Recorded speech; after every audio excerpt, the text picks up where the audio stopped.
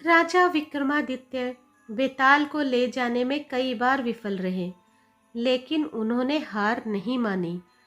इस बार भी उन्होंने बेताल को अपने कंधे पर लादा और आगे बढ़ने लगे। हर बार की तरह इस बार भी बेताल ने राजा को नई कहानी सुनाई। जानिए क्या थी वो कहानी और राजा ने कहानी से जुड़े बेताल के सवाल का क्या जवाब दिया।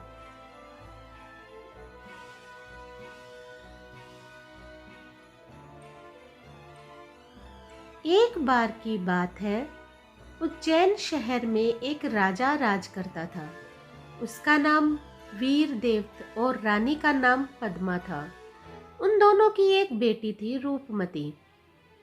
एक बार रूपमती अपनी सहेलियों और मंत्रियों के साथ राज्य में घूमने निकली। घूमने के साथ साथ वह अपनी प्रजा को कुछ भेंट भी दे रही थी। इतने में एक व्यक्ति ने राजकुमारी को एक खूबसूरत साड़ी भेंट में दी। राजकुमारी उस साड़ी को देखकर बहुत ही ज्यादा खुश हुई।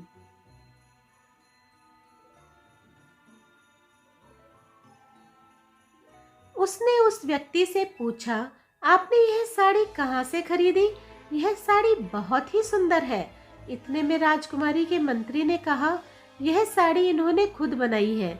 यह बहुत कमाल के बड़े कलाकार हैं। मंत्री की बात सुनकर राजकुमारी आश्चर्यचकित हो गई। राजकुमारी ने उस व्यक्ति द्वारा बुनी गई दूसरी साड़ियों और कपड़ों को देखने की इच्छा जताई।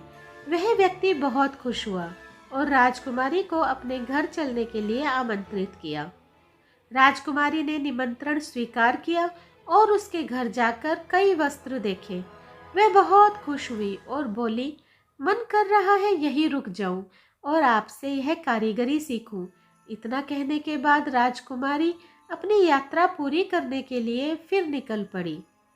राजकुमारी थोड़ी आगे बढ़ी ही थी कि आगे से एक व्यक्ति आया और उसने राजकुमारी और उनकी सहेलियों को कहा कि आगे पेड़ के नीचे शेर है।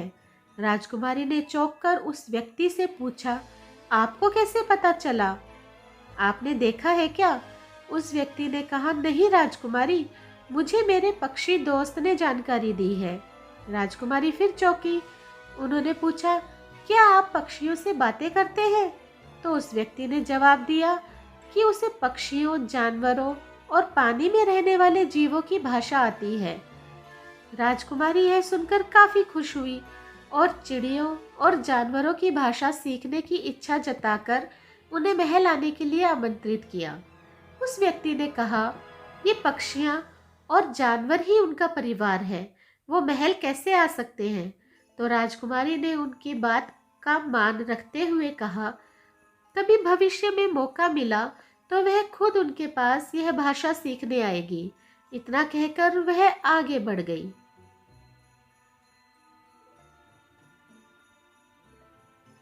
यात्रा लंबी थी।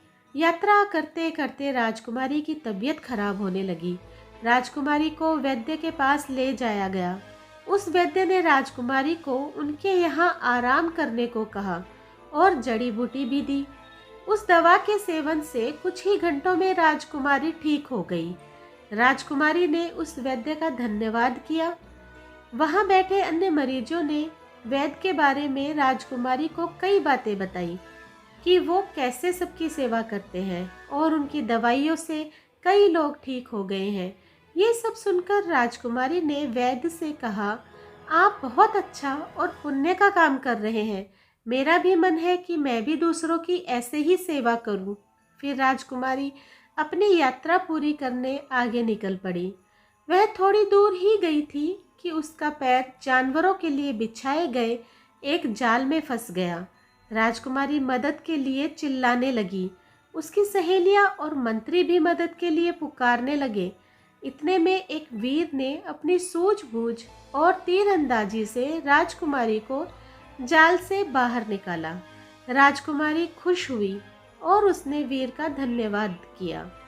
साथ ही उससे दोबारा मिलने की इच्छा जताकर वहां से चली गई।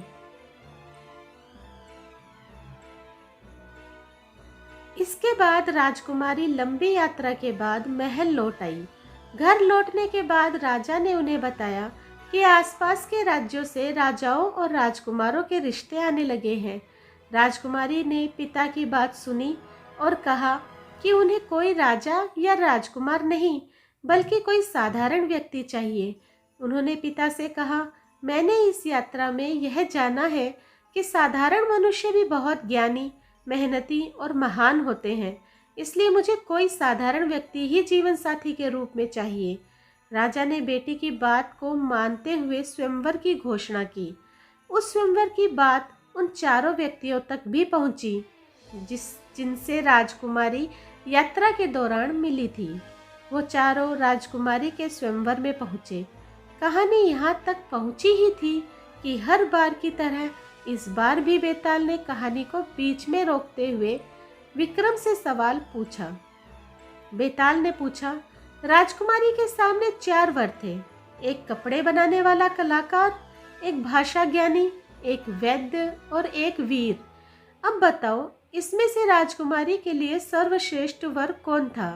किसके गले में राजकुमारी ने स्वयंवर की माला डाली? जल्दी बताओ, वरना मैं तुम्हारा सिर फोड़ दूंगा।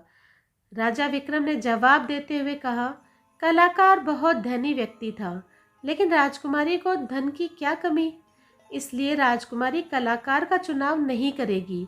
वहीं दूसरा व्यक्ति जो भाषा ज्ञानी है, वह मनोरंजन के लिए ठीक है। तीसरा वैद्य है, जो एक अच्छा व्यक्ति है, समाज की सेवा करता है। अगर उसकी तुलना उस वीर से की जाए तो राजकुमारी वीर का ही चुनाव करेगी। राजा का कोई बेटा नहीं है, इसलिए वीर दामाद ही राज्य की रक्षा कर सकता है, इसलिए राजकुमारी का सर्वश्रेष्ठ वर वो वीर व्यक्ति ही है। विक्रम की बात सुनकर बेताल खुश हो गया, लेकिन हर बार की तरह विक्रम के बोलते ही बेताल फिर पेड़ पर जाकर लटक गया।